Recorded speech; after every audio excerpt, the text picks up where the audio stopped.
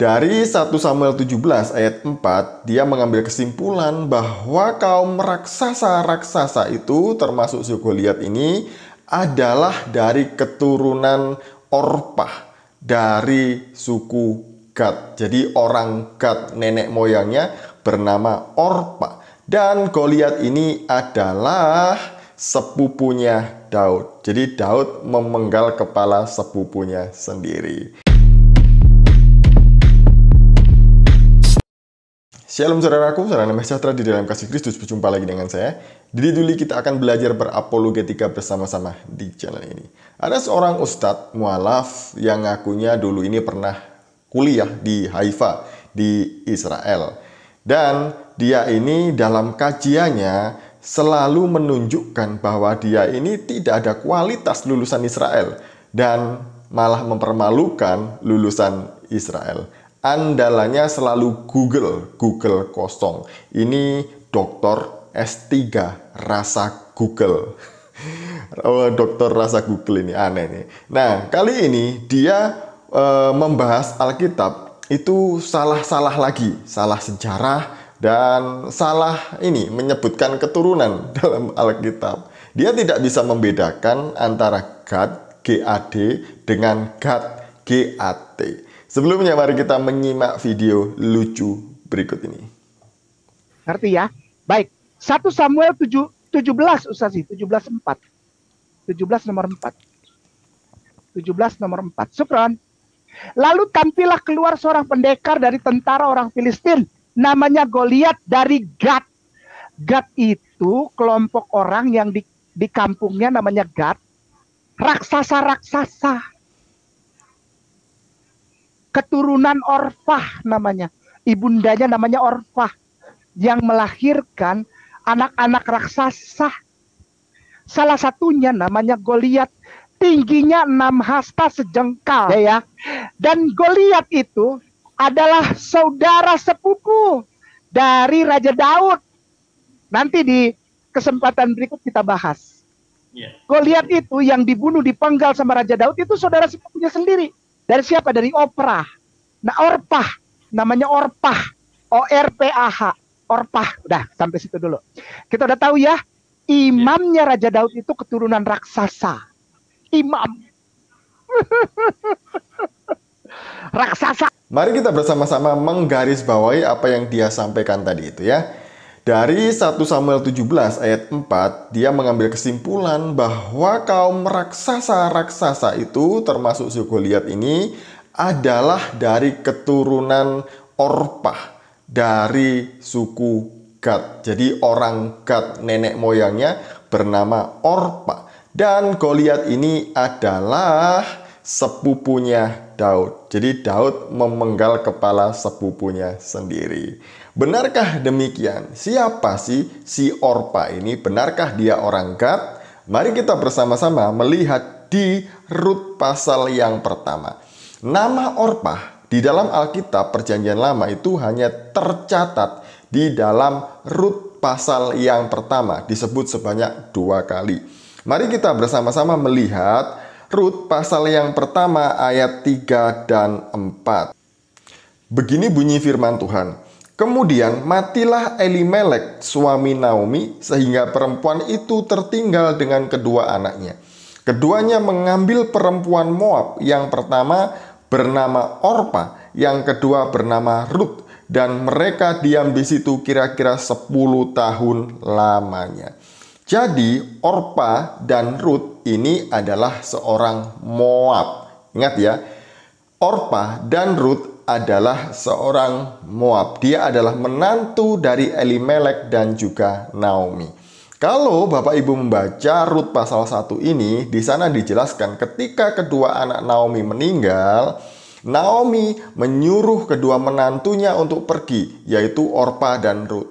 Nah, yang tetap tinggal dengan Naomi adalah Rut, sedangkan Orpah kembali ke negerinya, yaitu Moab.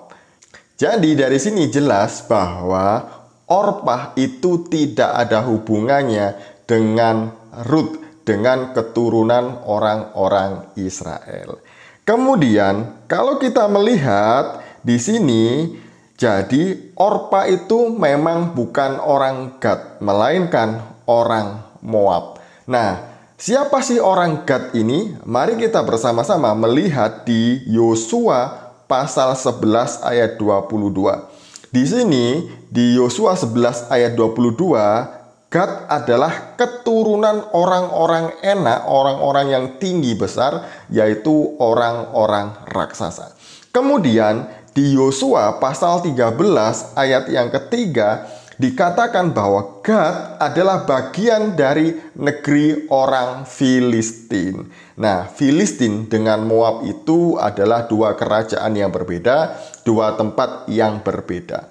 Kalau Bapak Ibu melihat di peta ini, nampak di situ bahwa Moab dengan Filistin itu dipisahkan oleh Kanaan. Jadi jauh sekali letaknya, dan Moab bukanlah orang Filistin. Paham sampai sini? Kalau nggak paham, baca Alkitab yang benar. Jangan belajar dari Kainama yang katanya lulusan Israel, ternyata bukan. Mari kita lanjutkan. Nah, Goliat sepupu Daud karena dia orang Gad. Ya, kita ke orang Gad, GAT dengan orang Gad, GAD. Benarkah inilah ya bodohnya lulusan yang ngaku-ngaku katanya lulusan Israel ini ya. Kalau Bapak Ibu ketik di Google kosong, beda antara GAD dengan GAT.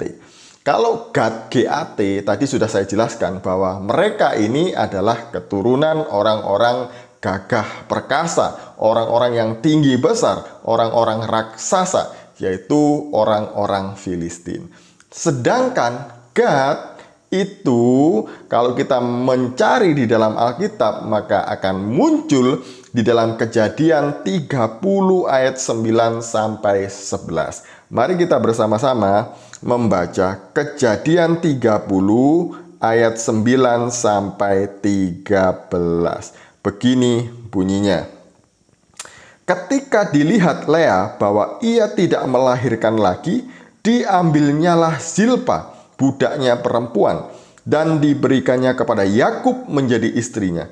Dan Zilpa, budak perempuan Lea, melahirkan seorang anak laki-laki bagi Yakub. Berkatalah Lea, mujur telah datang, maka ia menamai anak itu Gad.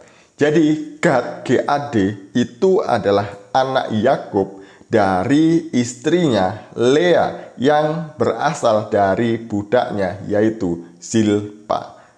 Paham? Lulusan Israel. Jadi bedanya ini loh ya, GAD, Gad dengan GAT. Beda meskipun bunyinya mirip Gad gitu ya. Kalau ya sekilas samalah bunyinya, tapi beda. Nah, kalau Ustadz Kainama mengatakan Goliat adalah sepupunya Daud, itu salah besar. Karena Goliat itu berasal dari Gad, bukan dari Gad. Gad yang adalah anak Yakub itu ya bisa wajar kalau dikatakan sepupunya dari Daud. Lah ini beda loh asal usulnya. Bangsanya aja beda. Letak secara geografis juga beda. Mana mungkin dia adalah orang yang sama dari nenek moyang yang sama, yaitu Orpa. Orpa aja di dalam Alkitab cuma disebut 2 kali dan tidak punya anak. Ustadz Kainama dapat sumber dari mana kalau ini adalah dari keturunannya Orpa. Ini kebiasaan ngarang-ngarang ya gini ya, kebiasaan mempercayai dongeng ya gini. Nah anehnya, bodohnya itu orang-orang yang percaya sama dia ini loh ya. Ini jelas-jelas kalau kita bahas dari Alkitab salah semuanya. Tapi gini ini dikatakan sebagai mualaf cerdas. Dan banyak orang Kristen yang suam-suam kuku tidak pernah ke gereja, nggak pernah baca Alkitab, itu percaya sama omongannya Kainama. Ya pantas aja dia mualaf. Orang kayak gini kok dipercaya. Demikian dari saya, semoga ini memberkati kita semua. Shalom, salam waras, Tuhan Yesus memberkati.